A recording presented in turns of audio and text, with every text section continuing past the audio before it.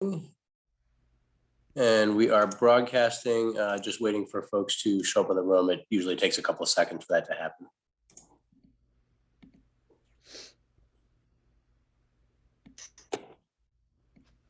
Welcome to the special meeting of the Planning Board for March 24th. I will open with a roll call.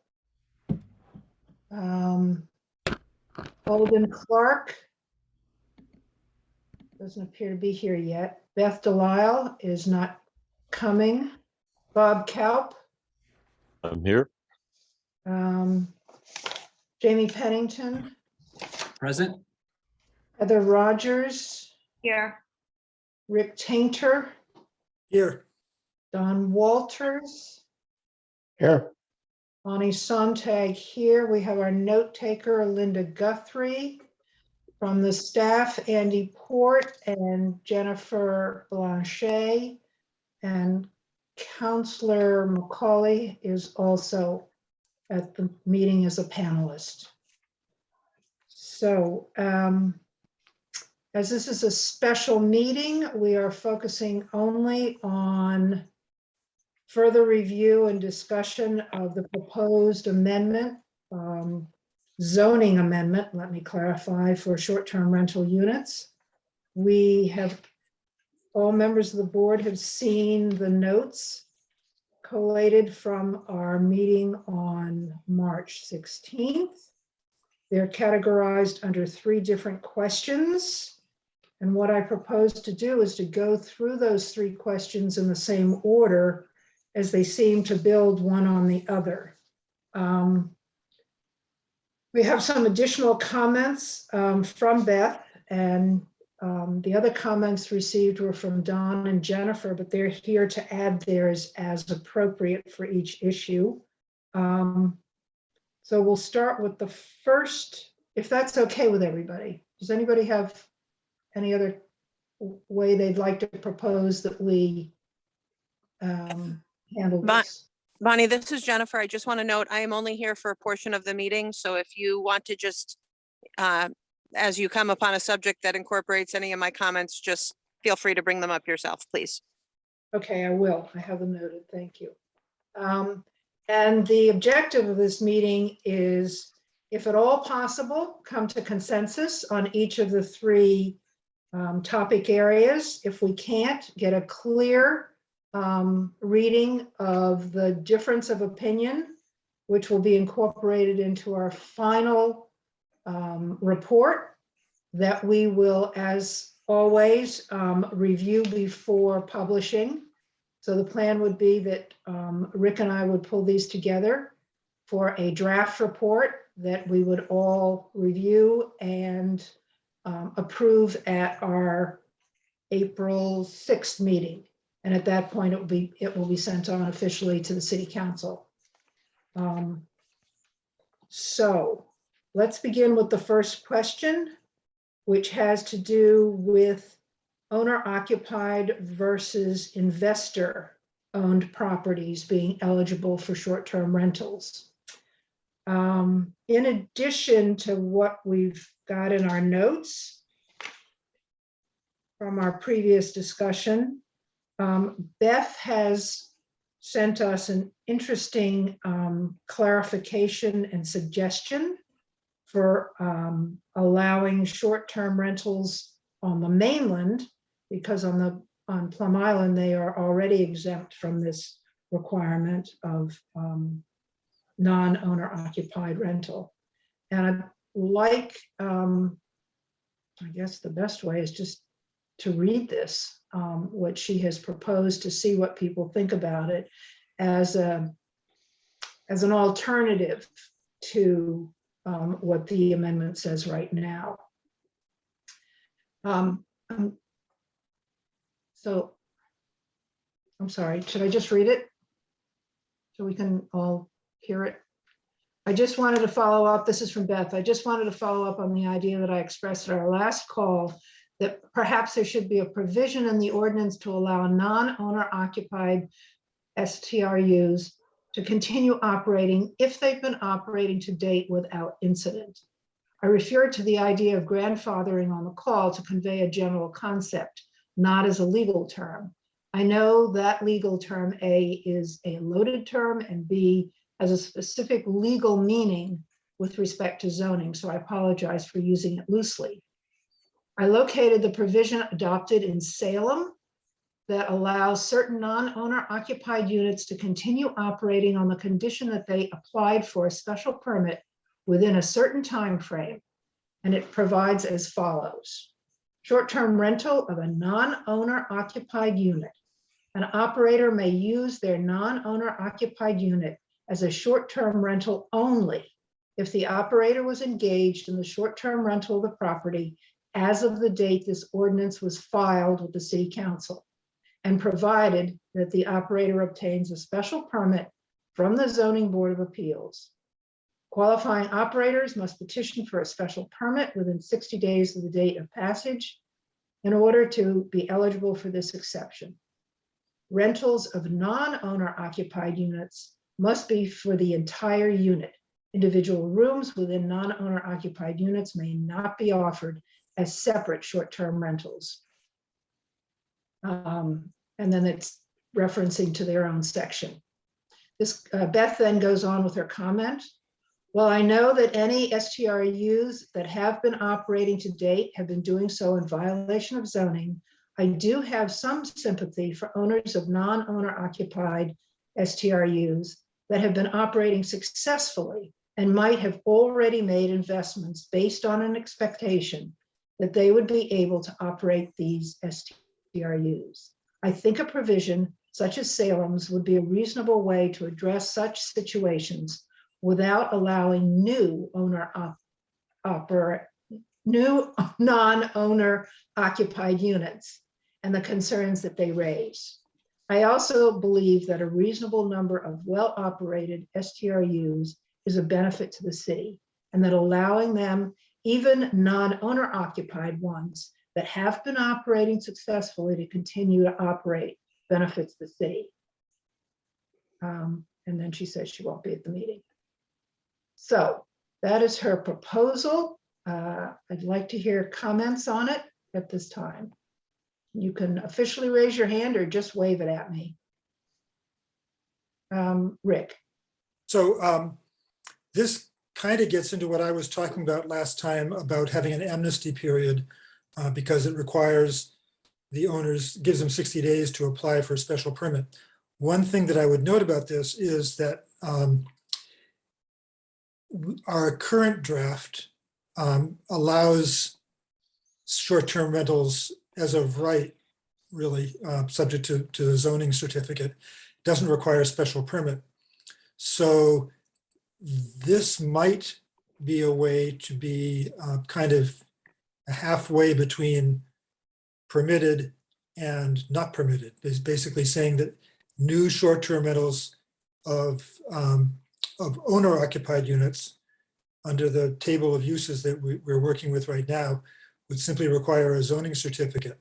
But if it was a non-owner occupied unit, it would require a special permit. So we'd have to play around with the relationship between this special permit requirement and the current proposal, which is permitted, not a special permit. Just wanted to point that out. I think it's doable.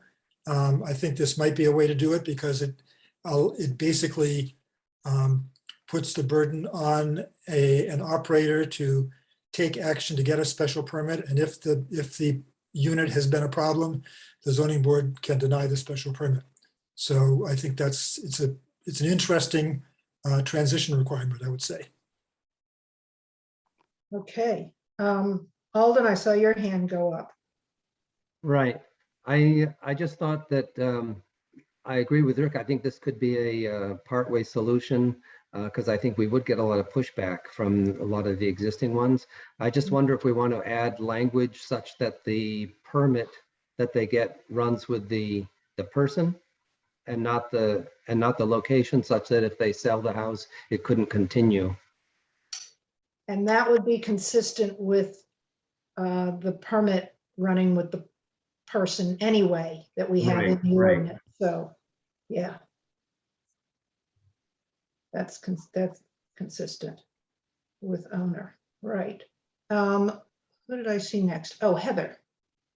I love this, and I agree with Alden, that if you put in that it does not follow the property, rather it follows the current owner.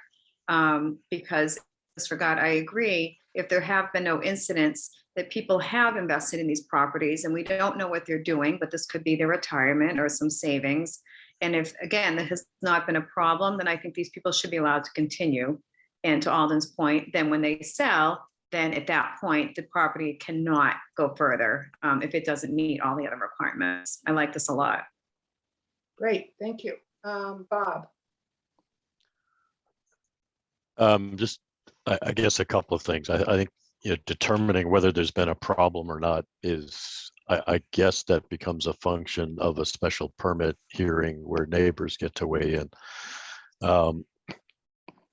I would also say I didn't look at Salem. I looked at the city of Boston because I thought, if there's a place that has density issues and parking issues, it would certainly be there. And in Boston, it's the way I understand it, the way I read the ordinance, it's the owner's principal residence only.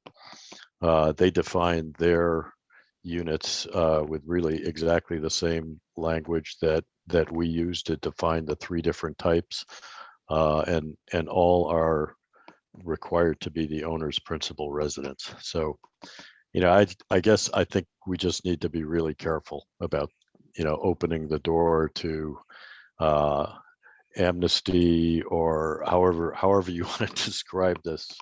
I don't agree. I just think we need to have a set of rules and everyone needs to abide by it.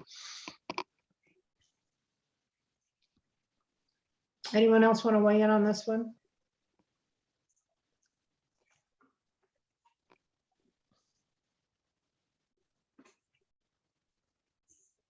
Don. Yeah, I think I'm inclined to go along with this, although I will say, and this may come up in future discussions this evening, so I'll just say it once. I take zero weight with respect to people have invested in something in their house and now they expect, and then there may be some expectation they did something illegally.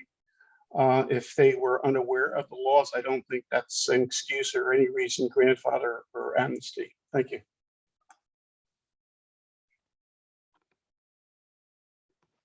Okay.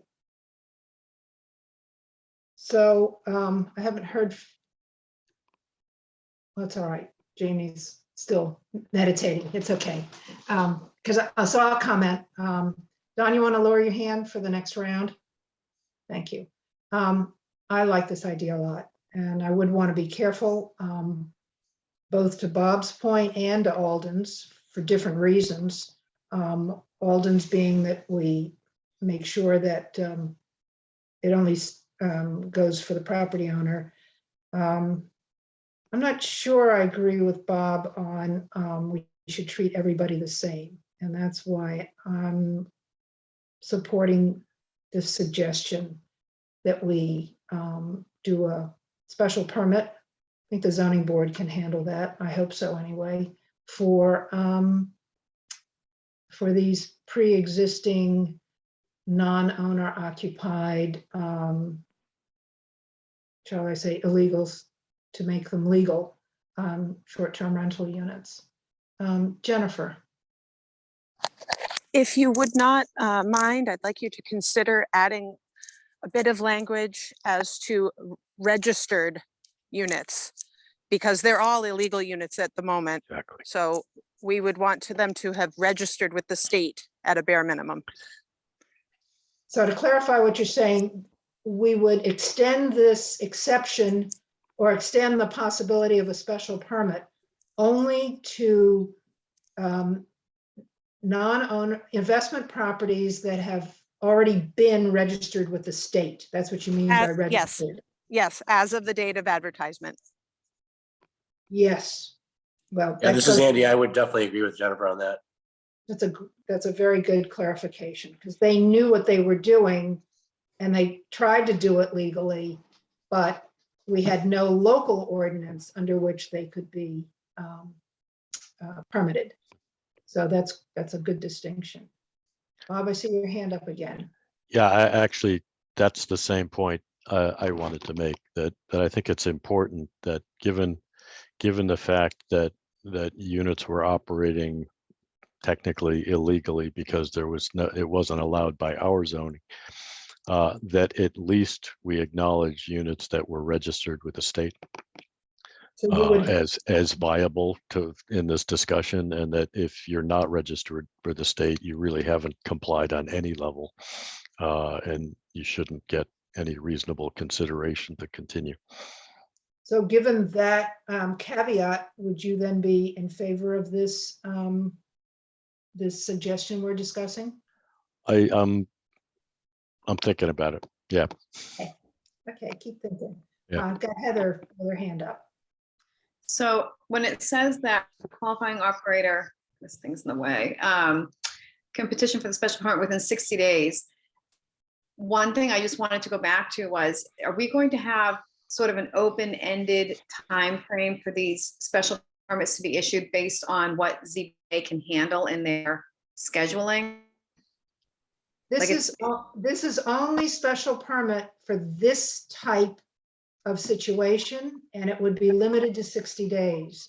Yeah, that's what you're saying. So could they, your question then becomes, can the ZBA hear them in 60 days?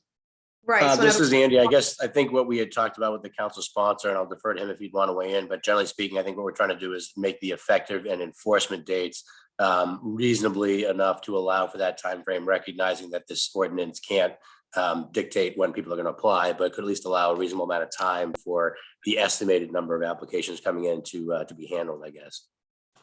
Well, there are two issues. One we- is, the this timeframe would apply, but can't dictate the time frame which with it would be approved because we can't control the ZBA scheduling, correct? Yeah, that's a good right. point. I mean, I guess we'd leave it to you as to whether or not you want to discuss, again, with the council having a provision that would allow, amnesty during the period of the special permit review, for instance. Correct. Yeah, that Well, would be. here's another idea. How about if they have to submit their application within 60 days? And Right, Yes. that's what I was the gonna zoning suggest. board then, they know this is high priority because they don't want to, well, these people will probably be operating anyway. We'll have to talk about compliance later on. I'm sorry to interrupt, Bonnie, but in general, when we say to petition the board for the special permit, that does mean the application. It does not necessarily mean the approval, as was noted. Okay, that helps a lot. Within 60 days. Okay, do I still see, I see some hands up, but I don't know if they want to be up. Alden? No, I was just gonna make that point about the application going in within the 60 days. So I'm all set. Okay, can we wrap this one up then?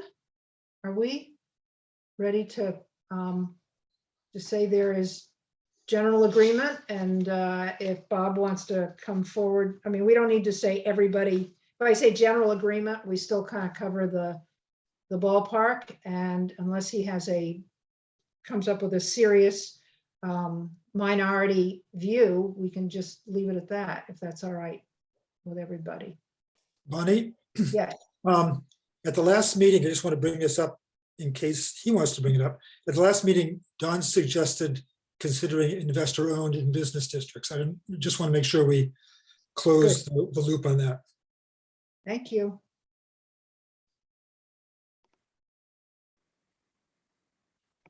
Do you want to say anything about that, Don? Sure, I just had wasn't sure anyone else wanted to say something. Yes, actually, with this suggestion for providing a way for existing investor-owned, and I consider if there's the potential for some of these to be more in the business, I'd be okay with just leaving it out, and we could always revise it in the future. Kind of comes under the general category crawl before you can walk. So unless some of the other planning board members wanted to put this in, I'm okay with keeping it out for the time being. Fine. Jennifer, you had your hand up. Do you still want it up?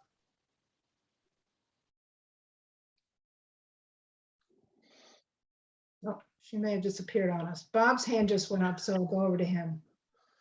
I just had one quick question back to the owner occupied question again with Councillor Macaulay.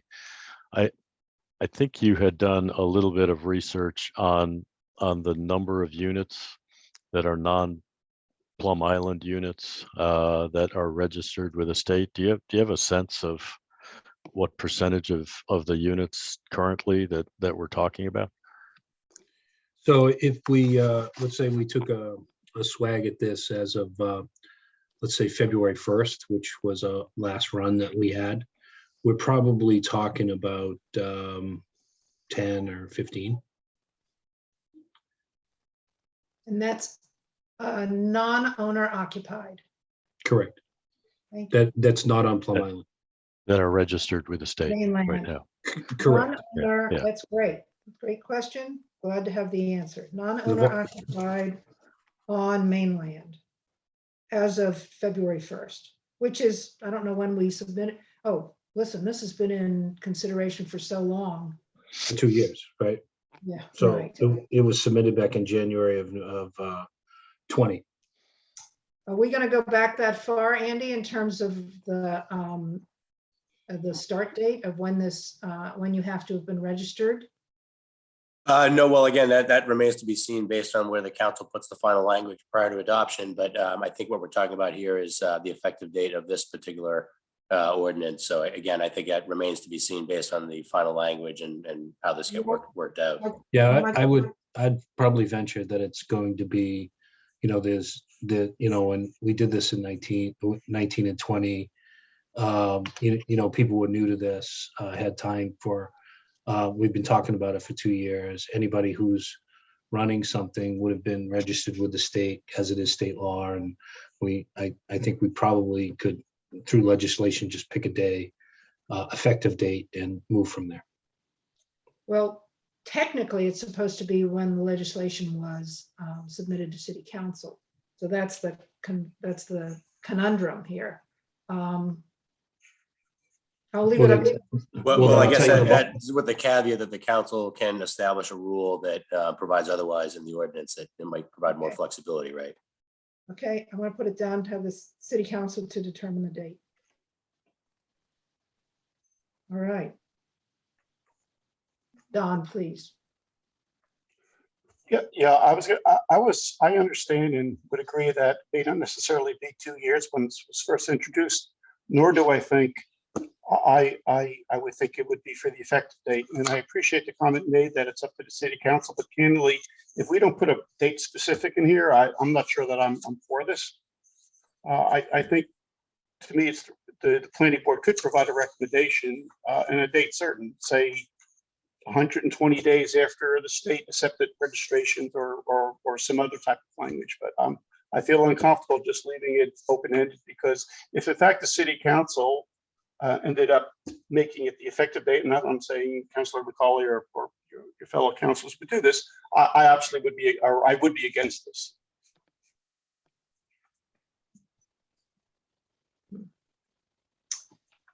I'm looking at, just to try to come up with a date with that comment in mind. The version I'm looking at is amended version distributed on February 11th of this year.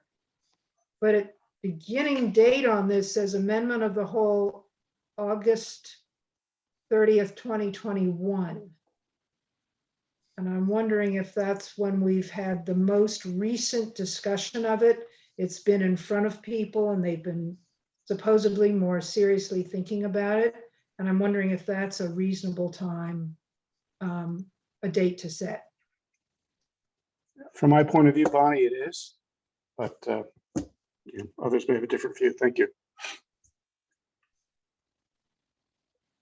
Anyone else hot under the collar about a date, or wouldn't mind if we put that in as part of our recommendation? Bonnie, are you saying that a unit had to have been registered with the state as of that date? Yes. Yeah, okay. In the effective date of the most recent serious consideration of the amendment. Okay. Yeah, I'm good with that, or any time after that, I'd say. So that would be probably the earliest I think would be good. Mhm. of current version. Yeah. Great, thanks. Don, that was a good focused comment that got us a result. All right, I think we're, I don't want to rush anything, but I'm kind of eager to move on. Are we ready to move on to the second question? Yeah, all right. Thank you very much. Question number 2 is, should STRUs require special permit approval in some zoning districts where the proposed ordinance allows them by being just permitted? Our last discussion sounded like we were heading toward allow it to be permitted everywhere, which is where our recommendations in our last formal report put us. I know there was a question during that discussion, and this one's going back to Councilor Macaulay, of why in the current proposal, High Street was pulled out as a special permit. So before we discuss anything else, could you clarify that for us? Yeah, when we, in several public hearings we've had, High Street has some unique characteristics, right? There are multiple large buildings, many historic. There could be potential for parking on site, but that may also entail paving over green space or affecting some of the historic structures, etc. And as we kept listening to more and more of the testimony that we were getting, it just seemed that there were more exceptions coming out of High Street than could be accounted for in a straight permitted type of scenario. So opting for the special permit seemed to simplify things from a legislative standpoint. Okay, thank you. Everybody, the other comments were all about having it permitted everywhere. So with that explanation from Councillor Macaulay on the table, other comments about whether or not we should go along with the High Street special permit, and also, well, that's the first question. The second question will be those areas that are not permitted on the table. I'm not sure we meant to include all of them. So let me just open it up. Bob, please. I think Rick was first, but I just have a quick question. Just relative to if we go with the permitted in all districts, with the exception of High Street, in the process that is mapped out, is there still an opportunity for neighborhood input, and how would that be structured? Is that part of a licensing board process, or when would that happen in this overall process? Your question is if the special permit was kept for High Street only? No, if we say it's a permitted use, and we in all districts, forget about High Street. I understand the special permit there, but if in all other districts we say it's a permitted use, and Jennifer takes the first cut at reviewing those proposals relative to the zoning ordinance, if she approves, then it goes to a licensing process, which I understand is kind of just an administrative process at that point. Is there still an opportunity for neighborhood input relative to approvals? I'll let Councilor Macaulay respond to that. So the answer is mainly no, and it's slight, if best. The way the licensing commission was set up, it is administrative, and while public can voice their concerns, there'd be very little that they could do to turn it away. They're not built, empowered to make these types of decisions going forward. So part of that is that in many ways you'd restrict public access and comment to these. Okay, so that's typical with, and especially with zoning, it's also administrative, quote unquote, because they either meet the criteria or they don't. And if they don't move on to licensing. And if they do, they will then go through the other administrative process for licensing. Rick, do you want to clarify that, having a little more experience in this than I do? Actually, I don't have a lot of experience with the licensing side of it. But The I think, zoning part. yeah, the zoning, I think that this question has come up before, is what is the purpose of a special permit? If there are no, if a use, proposed use meets all of the requirements set up in the ordinance, then is the special permit just an opportunity for a public hearing? And the zoning board still has to act as, regardless of what the public hearing said. So I worry about the special permit process, because I think it gives a false sense of security that it's going to be, it's going to have any effect, I guess. Unless we can come up with some criteria in the special permit that are different from the criteria, the general special permit criteria in the ordinance, then the special permit process just seems to be a hurdle. I mean, a costly hurdle and a time hurdle without any substantive effect, if the zoning board is doing its job right. Now, of course, the zoning board might not do its job right. They might say, well, there's a lot of people here opposed to it, so therefore we're not going to grant the special permit. But that would seem to be putting the city in the crosshairs of a lawsuit potentially. If the application meets every criterion that is set forth. So that's why I really thought that the special permit wasn't appropriate. But if people want to do that, I guess that it basically just adds cost and time. Alden, please. Yeah, I agree with Rick. That was the point I was raising last time. And what's the criteria for the special permit? And is there any distinction given they meet the requirements of it? And is it really then handled just by the licensing process? So I tend to agree.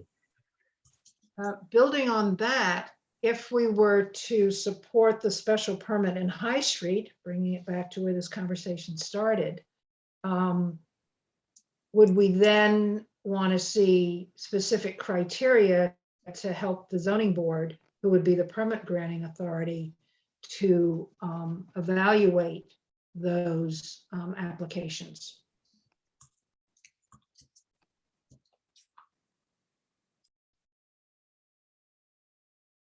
So nobody cares about whether or not we have clear criteria for that. Just leave it up to the zoning board. Bonnie, I guess my feeling is, I didn't see a reason for there to be a different process for High Street versus anywhere else, but it's such a small number of properties. I think that it's we don't want to have that very small area kind of, that's the tail wagging the dog in a sense. So I would, if there's a strong feeling on the council side that we should have a special permit there, then I don't think it really makes a difference. Okay. So you could live with it. Yeah, I don't think we're going to see much activity there, especially, it doesn't seem like it's I guess on the one hand, there are large houses. They're probably the right kind of houses to have short-term rental units in, because they have more space to work with both in the house and on the site. But again, I would rather have the ordinance work for the largest number of properties in the city And if we need to leave this one problematic, then so be it.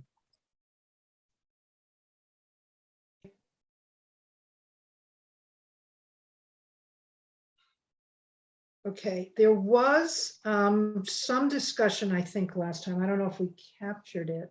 Oh, yeah, it says revisit. Do we want it? It's now not permitted in the current zoning proposal in I1, I1B, I2, and marine. So that's the industrial area and marine districts. Are we comfortable leaving that not permitted? Not allowed?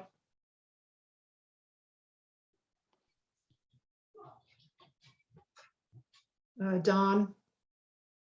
Yep, funny, I would suggest that we keep those in. I know Alden made a couple of, I thought, good comments with respect to the, some of the districts by the river. And again, I appreciate Councilor McCauley's commentary by some of the, I guess, abutters or people living on High Street had that. So I'm not adverse to having a special permit for that, but I do think it made sense for us to enlarge where it's permitted to other areas. We mentioned also conservation, agriculture, where, again, whereas most people want to be on Plum Island or close to downtown district, there may be some others that, enjoy open land, and I don't know, perhaps they go on a horse ride or something, I'm not sure. So I thought that made sense to open it up. Okay, so just to reiterate, you're okay with not permitted in the industrial areas and marine district, but you would like to see it permitted in conservation, WMD, and WMU. Is that correct? Correct. Got Yes. it. Okay. Okay, there are some hands have gone up while I've been taking notes. Alden. Yeah, I was just going to mention again, just given the way the districts are set up, there are the houses in the conservation district as well as the marine districts along Merrimack Street and so forth. So they're being excluded by this if we don't allow them in those areas. So that's what I have a concern about that part. Yeah. So, thanks. That makes the argument for why we would like to lift the not permitted in those four, 1, 2, 3 districts. Okay, Heather, please. I agree. I would like the Marine District in particular to be included in this. I think there's some beautiful properties down there that would be attractive and could fit the other criteria. All right, let's talk about the marine because we have waterfront marine dependent we're suggesting be permitted, but you're also saying, I thought the marine district was pretty much, there wasn't any residential in it, but I haven't looked at it. Could somebody who has the map either in their head or in front of them tell us what the marine district includes in terms of residential? Connie, are you talking about the M district? Yeah, the M district. That's actually not marine, that's the medical, that's the hospital. Oh, sorry. So the only waterfront ones are WMD and WMU and part of conservation. Sorry. I'm really asleep at the wheel here. I'm sorry. So that's the medical district. Does that include the residential around there, Rawson and all of those? No, it's only the hospital and Only the hospital. Does that and the medical change? buildings and so forth. Yeah. So Heather, I think that might change what you're thinking about. Yes, if and there's medical, then no need to include it. Got it. Okay. Well, we all learned something, and me too. Rick, you still have your hand up. Anything else you wanted to? I was just going to say that I agreed with those who supported the agricultural conservation, WMU and WMD. I think those are all appropriate to allow this, and I would keep it prohibited in the 3 I districts and the M district. And basically, it makes sense because I don't think there are any residences in any of those districts to speak of. Yeah. Well, there could be, yeah, got it. You're right. Okay. Any more So hands? if one last quick question, if if there was a large multifamily residential project that was built on the waterfront, the way this ordinance would apply is only an owner occupier would be able to rent their unit out in some form as a short-term rental unit, correct? If the project allowed it, yes. If the project allowed it, if there were condo documents and everything else that allowed that, it would only be on an individual unit basis based upon the owner's primary residence. Yep. Correct? Yeah. Okay. Yes. That's just a question.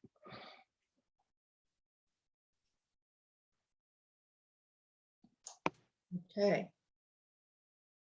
This is good. All right, let me make sure I've got Jennifer's comments included. Can I ask a question? Sure. So to Bob's question, if we go back to what we said earlier about the, not using the word grandfathering, but the existing, would that then be allowed? What he's saying, like if there was a multifamily that was near the water that has been running without incident and the owner did apply for the permits in that 60-day time frame, then that property could in theory proceed, so long as that person owned the property. Yes or no? I'm not sure I understand. This is Andy. Generally speaking, I would say if that provision is in the ordinance, then yes, I think that's correct. If the ordinance, the provision you've talked about is inserted accordingly, yes, I think that would provide that scenario.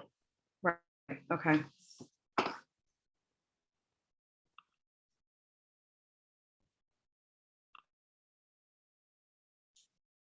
Okay. Now, yeah, all of Jennifer's comments are now on parking, which looks like we're ready to dive into.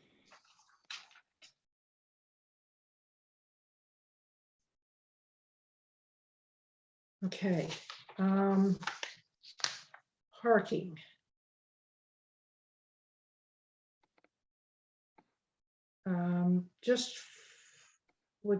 Let's see. Jennifer suggests that she says, I don't see any reference in your notes to the idea of vesting or grandfathering the existing nonconformity. Will this be clarified? So I had a note actually on my copy of the draft amendment that said we had already agreed to that. And I think we've talked about it in passing. So if you're living in a non-conforming parking situation, use the South End as an example, you're okay for your own parking. What we're talking about here is additional parking for short-term rental use. Does that clarify it for everybody? And that should be in the ordinance, just to make sure that statement is there. And I'm assuming that Councilor McCauley's taken notes on this one.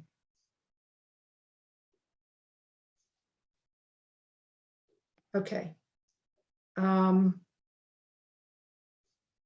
Let's move on to comments where we left off last time. I don't know if people have if you've had further thoughts, you want to reiterate what you said before. Let's see where we come out on this one, because I know it's sticky.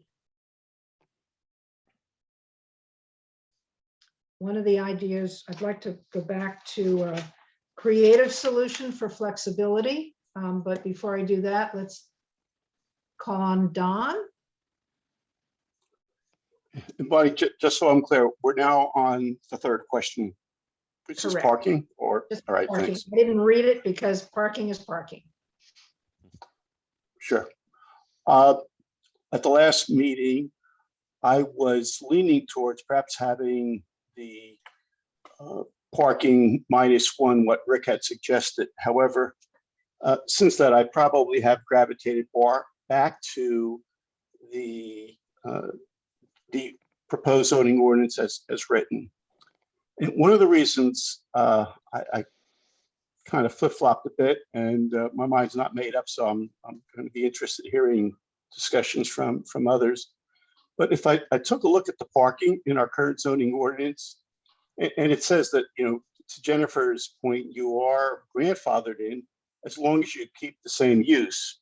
So when I take a look at the proposed zoning ordinance, and perhaps I'm interpreting this incorrectly, we have under the very left column use, and we're putting STRU. So now it seems to me, per our current zoning ordinance for parking, you are grandfathered, but only if you are the same use. So now we're saying it's an STRU. So I'd be curious if I'm interpreting this correctly.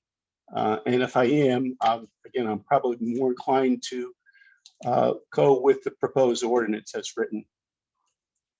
That's it for now, Bonnie. Thanks. Okay. So you're, okay.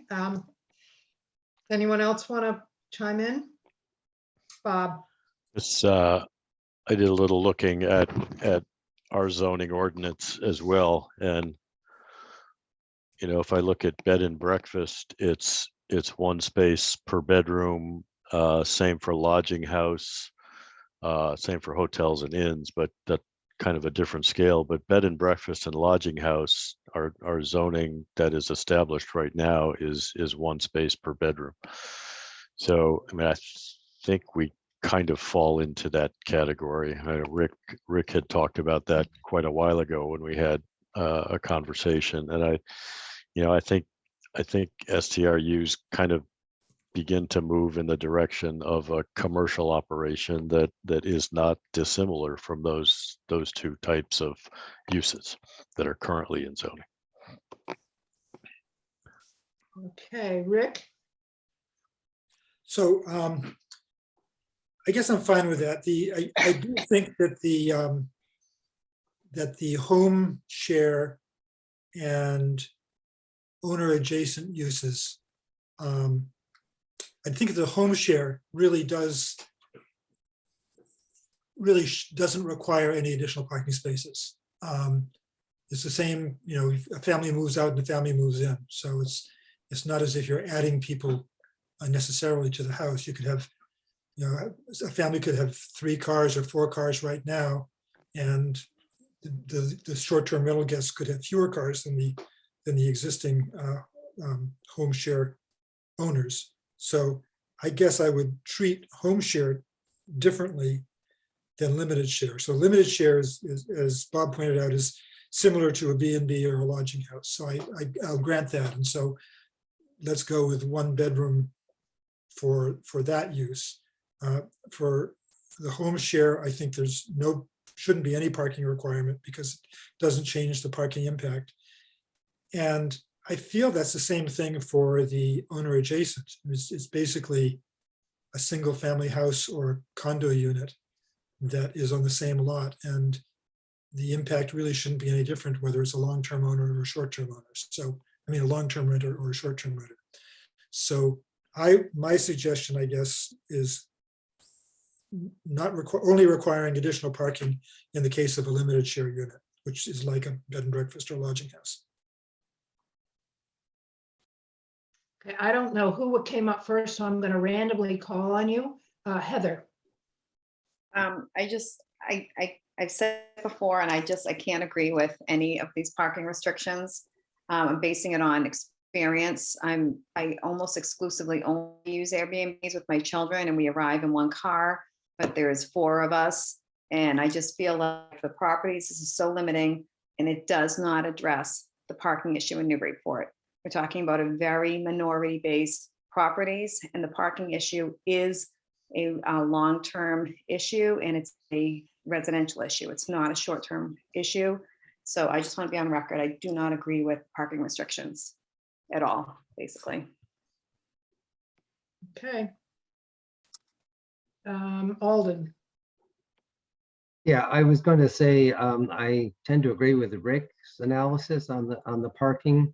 So I'm not sure that, you know, we should require them on the others. I was still leaning towards the first bedroom exemption notion, such that we wouldn't require parking on the first bedroom, but then if there's multiple bedrooms and a limited share, then they would need to start having the parking provision. Okay, so you're going to stick with that, tending toward that one, yeah. Okay, Rick,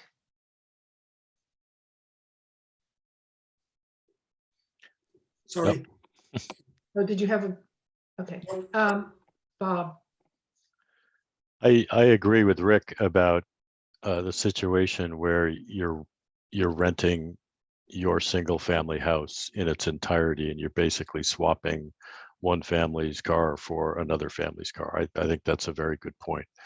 I think the other two types need to be addressed in terms of off-street parking. And there's bed and breakfast, there's lodging house, et cetera. Those are one per bedroom. Even if you look at the long-term rental requirements for example, a two-family house, that's 2 spaces per dwelling unit for each of the dwelling units. So 4 parking spaces total, the way I understand it.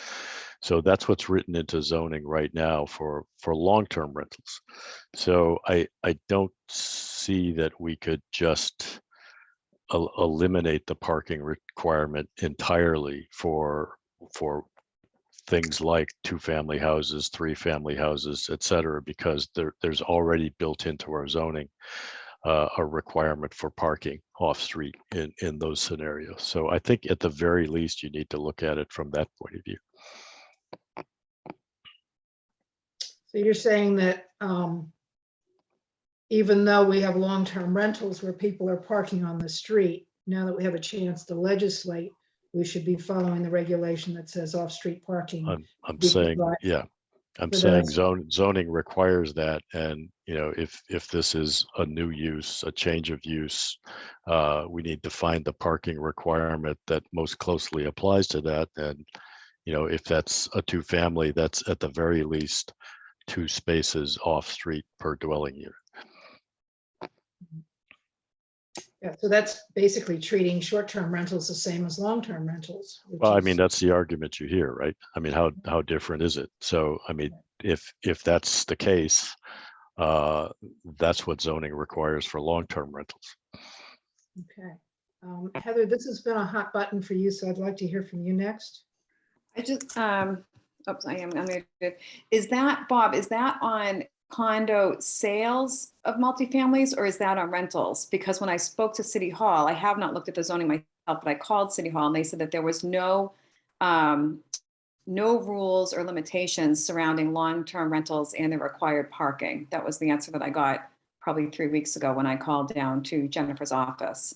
So I'm just wondering if what you're reading is rentals or if it's I looked at retail. our zoning ordinance related to parking for 2-family houses, 3-family houses, and I don't have it in front of me, but my recollection is it said 2 spaces per dwelling unit. Okay. I asked Jennifer and she said that there was none, no requirements, nor was there any. No, if I could, Bob, I think is correct. We have a 2 spaces per unit, up to 2 units. Beyond that, there's a slight reduction, but I think what you're getting at, Heather, was that Jennifer was saying that there isn't a specific requirement for long-term rentals. It's actually just, as Bob mentioned, the use itself, 1 family, 2 family, if that makes sense. It's per unit, essentially, as opposed to the length of time. The short-term rental units ordinance here is dealing with the length of time for residential use of a type, but we don't have any current provisions that deal with a long-term category, if that's what you mean.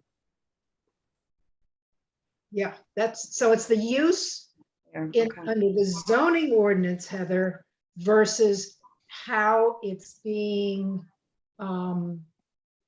occupied. Right. So it's not that there isn't a requirement. It's just that that has nothing to do with the length of time. It's just whether or not it's a single or 2 family, right? How many units are on the property. Okay, so are you saying that in every long-term rental, there is a parking requirement that is associated to that property? And if the answer is yes, But there would be several that are Being grandfathered monitored. in, right, before the ordinance. this whole city is running rentals with no parking. Right, there's a mean- difference between having a two-family house and you're allowed in a two-family district and you are allowed to rent the second unit. So the two-family house has requirements for off-street parking.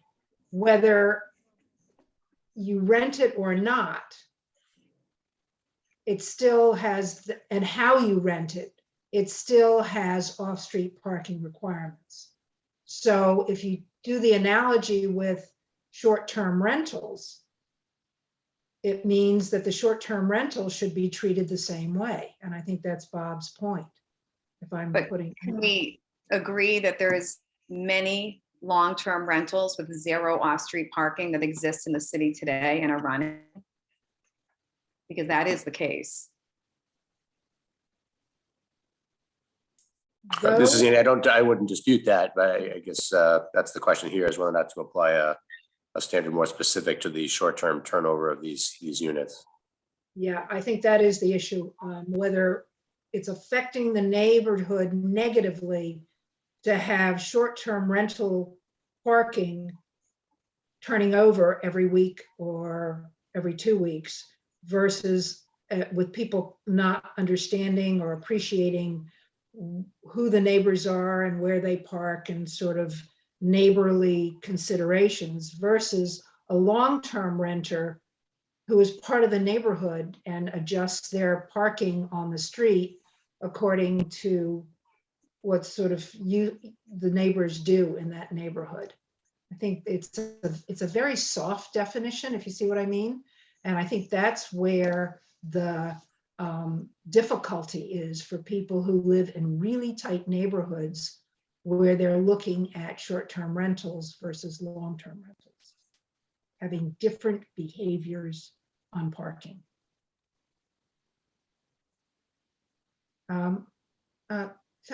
Councilor McCauley, you've had your hand up for a while. Well, thank you. So I appreciate the dialogue, and I do favor some sort of standard based upon use overall. But the comment, and I'll let you continue. But the only part I'd like to interject here is when there are listings, when there are short-term rentals in places that have limited to no parking, and I'm not saying in Newburyport, I'm saying elsewhere, that in the listing itself, sometimes they mention there's only 2 spots, which then allows the renter to be able to, or the guest, however you'd like to say it, to make accommodations. We are a MBTA community. We do have a giant empty bus lot that's at the end of the street.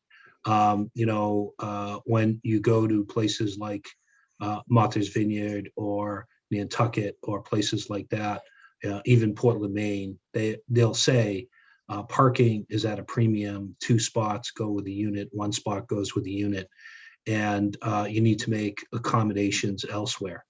So I do think that there's options here, and if we could stick to, there's options for the host to be able to educate their guests that, for example, there's only 1 overnight parking spot, or and you'll have to find it elsewhere. And oh, by the way, here are some additional spots. Recently, maybe 2 years ago, I was in Key West, and they had centralized parking spots that not everybody, you couldn't park on the residents were on the street, and all guests were in these centralized lots and spots and things like that. So I do think that, from a policy and legislative standpoint, we should stick to something and allow the hosts to be creative as to, how they're going to communicate.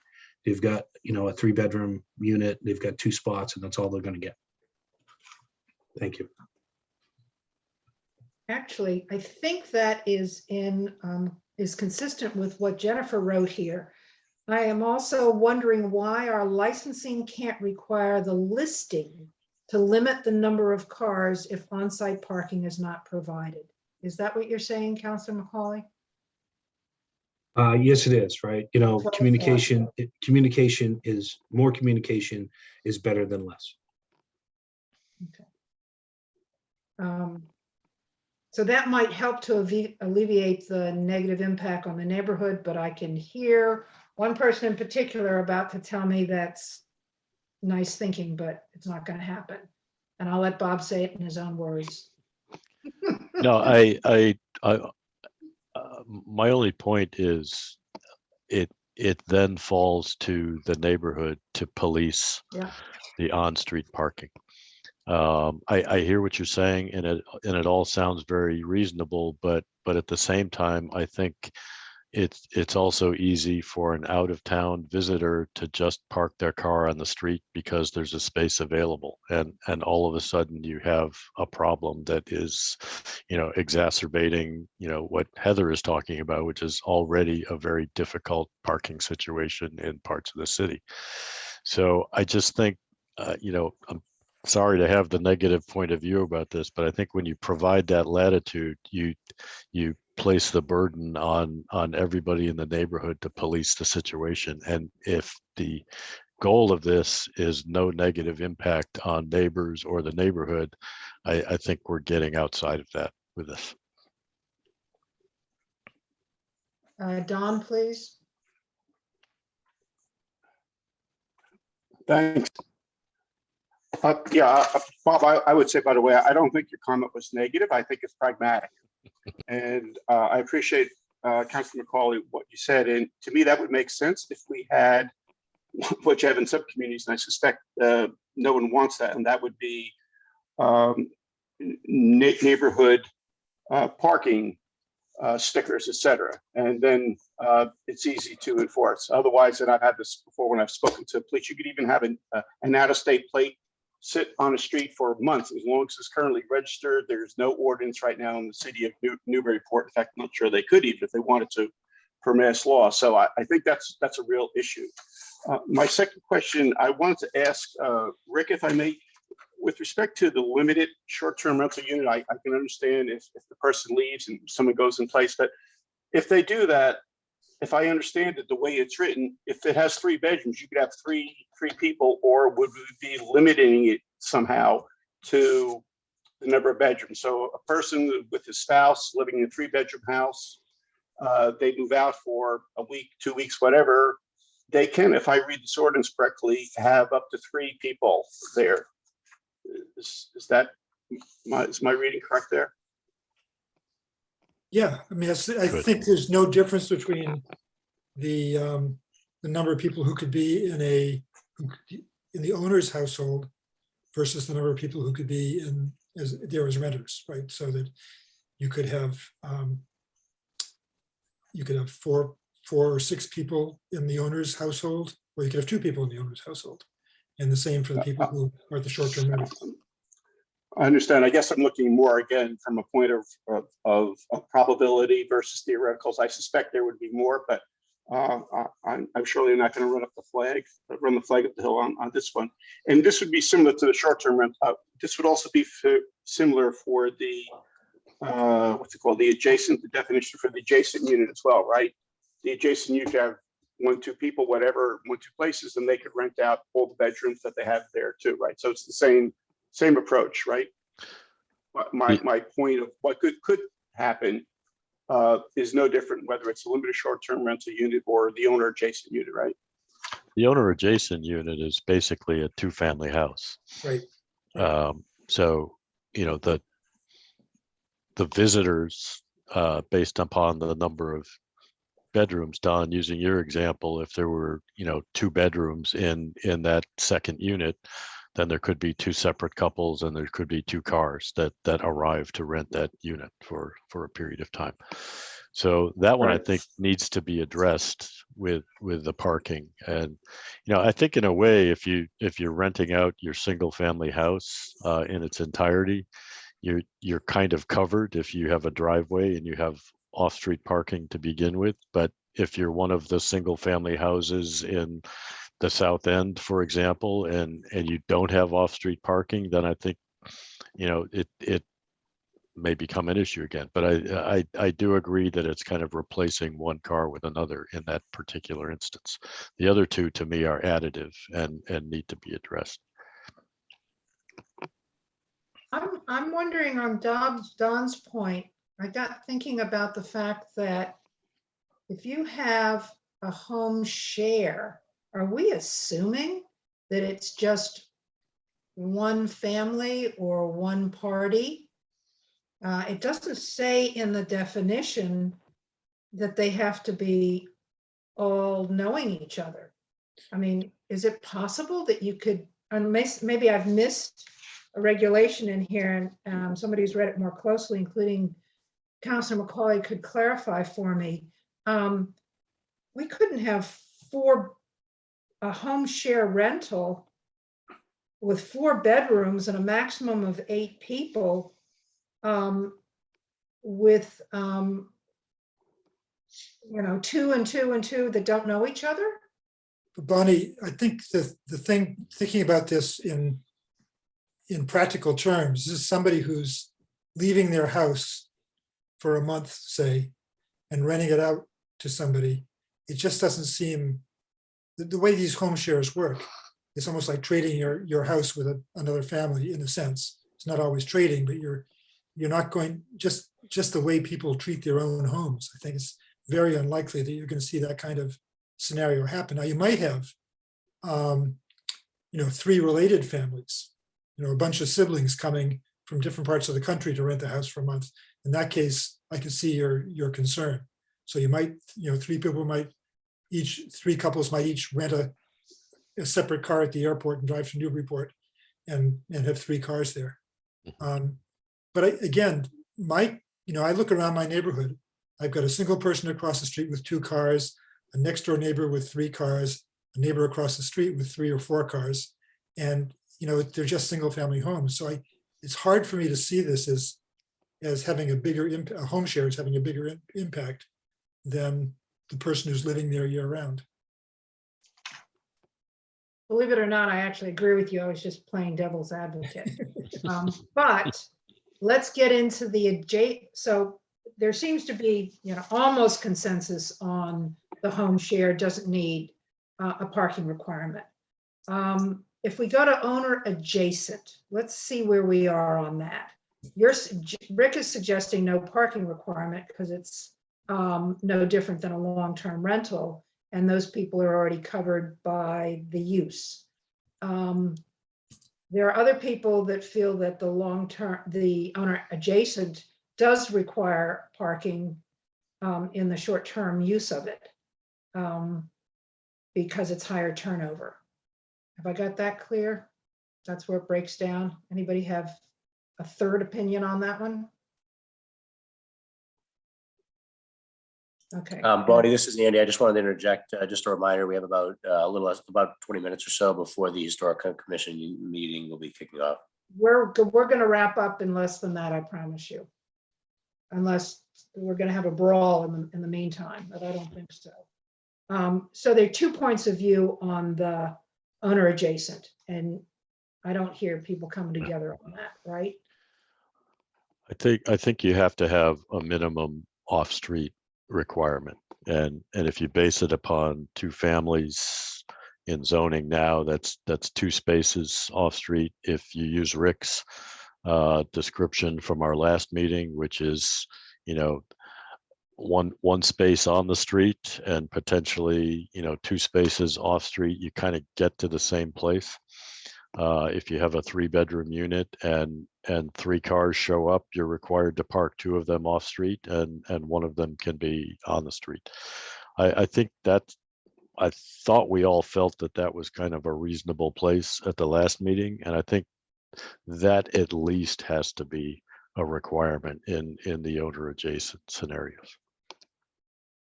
And if I remember correctly, Rick, that was your proposal for limited share, but now Bob's accepting that for adjacent. Right, and I think that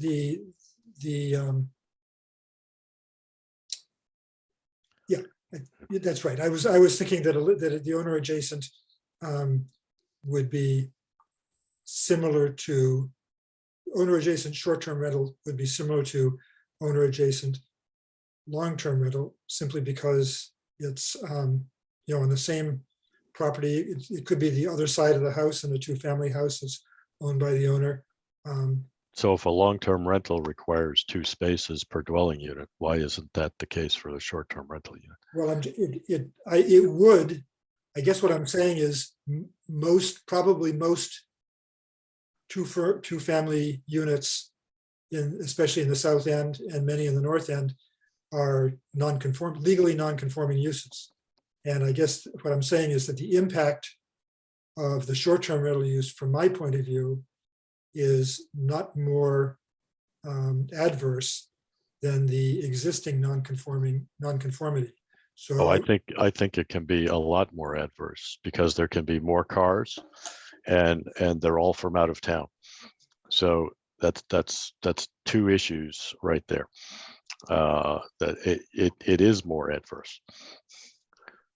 So, I mean, we've had this discussion before of the difference between parking for long-term units on the street and parking for short-term units on the street. And short-term units are occupied by people from out of town who are going to park where they feel like parking. And if you allow all of them on the street, it's potentially more cars, and it's potentially, you know, people from out of town who are not particularly invested in the neighborhood. So I think it's a very different scenario. So I'm willing to agree to, you know, the long-term parking requirement, which is 2 spaces per dwelling unit. But I think considering it as, you know, the same as a grandfathered unit right now, which would allow all of that out of town parking on the street, I think that's a big mistake. And keep in mind, we don't limit the number of short-term rental units in a particular neighborhood. So when you allow all of those cars and you don't put any limit on how many units there are, back to Heather's, description of parking in town again, you just create, I think, an untenable situation. Okay, Heather. Do we have any data on the average stay of a Newburyport Airbnb? In other words, are we mostly seeing a Friday arrival and a Sunday departure? Are we seeing 7 days? What are we seeing for stats in terms of what our community is attracting for a typical average Airbnb stay? Do we have that data? Councilor McCauley, do you know anything from what you've looked at? Plum Island tends to be a week. In town tends to be shorter term, but it's mostly inconsistent data. I'm just giving you trends, and we have to do it based upon, we're not tracking it. We use other firms to do that, and their web scaling is pretty inconsistent. They look at a month at a time here or there or whatnot, but the 2 trends that come out are just that. Plum Island tends to be longer, and on the mainland tends to be shorter. Great, Right. thank you So so much. The parking problem in town on the mainland is a shorter problem per week, if it is even a problem, than the long term would be. So That's not necessarily the case. Shorter term means there may be weekends, there may be days during the week. So they may actually have, 5 days or 6 days of the parking, as opposed to, one fell swoop of a rental out in Plum Island.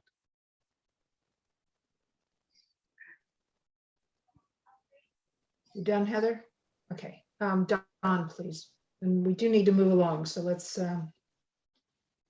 Yes, just quickly, Rick, I don't know whether you would consider for your owner adjacent that the first bedroom you get a free pass. I'm not saying I agree with that, but I was just wondering, I'm in the camp with Bob, or definitely more closely aligned with Bob, but I just wanted to see whether that would make any difference to yourself and the other members, just for owner adjacent, not for short-term rental unit.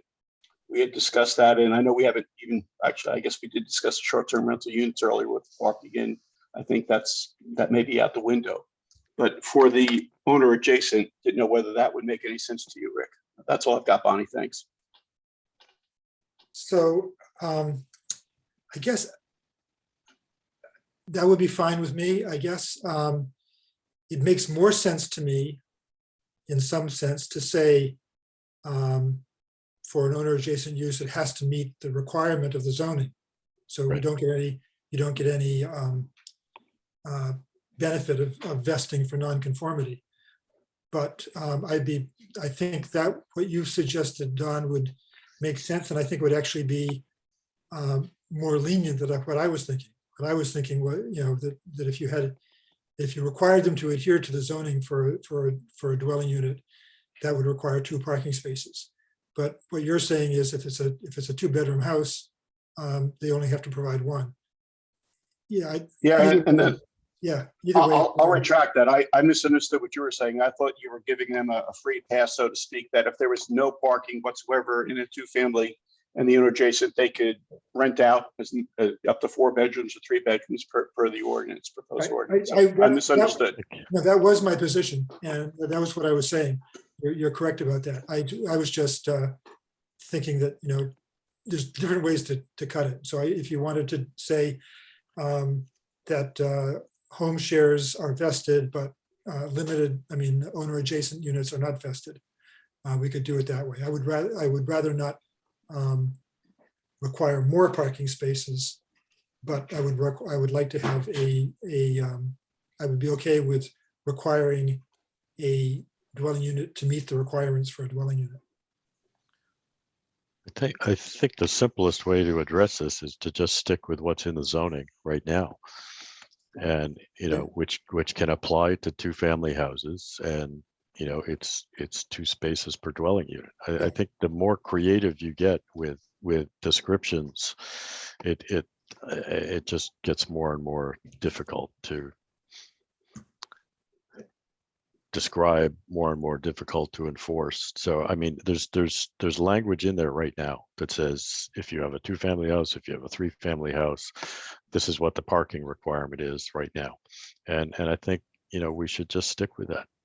That's the simplest scenario.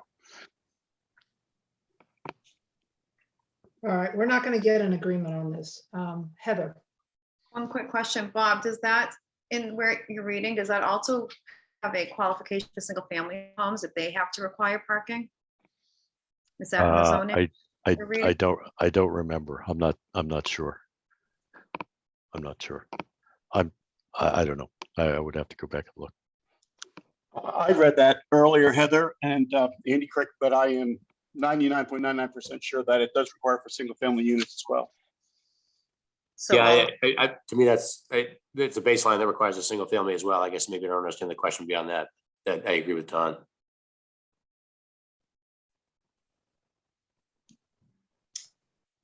All right. Okay. I think we've got everybody's point of view here. There's definitely going to be at least 2 suggestions. The home share, I think, let me just check this out. Can we just say that there's general agreement home share doesn't require a parking requirement? Doesn't need a parking requirement, but that owner adjacent could either go with the zoning requirement for uses as listed in the zoning currently, that's the wider zoning code, or it could, we could offer 1 off-site parking space for the unit and then allow the rest of the parking on the street. And that the third option is really all over the place, which is for limited share. And I'm not saying we all agree with that, but that's kind of the way it's laid out right now. Can you repeat what you said about owner adjacent? Owner adjacent would require, well, starting with the use in the zoning requires 2, because if it were a 2-family, if it were zoned for 2-family. So I'm saying that we would make up our own requirement in this short-term rental amendment that would require 1 off-street and any other parking that adjacent unit would allow any other bedrooms in the adjacent that would allow additional parking could be on the street. Actually thought it was the other way around, and you were allowed one space on street, but you needed to provide at least two spaces off street. I thought that's what we were talking about at our last meeting. That would be more restrictive. I guess I was heading It's a toward little more the less restrictive, yeah, restrictive yeah. one. So if you had, yeah, well, Yeah. it's a little more restrictive, yeah. So are you suggesting then, does that mean that you require 3 spaces for an owner adjacent use, or two, you still require 2 spaces on site, right? That's what Bob's suggesting. That's So another that's alternative. basically the same, it's essentially the same thing as your first option, isn't it? So no vesting of a non-conforming use, just require them to, if a use does not conform to zoning right now in terms of parking, they cannot be a short-term rental unit. That's basically what we're saying, right?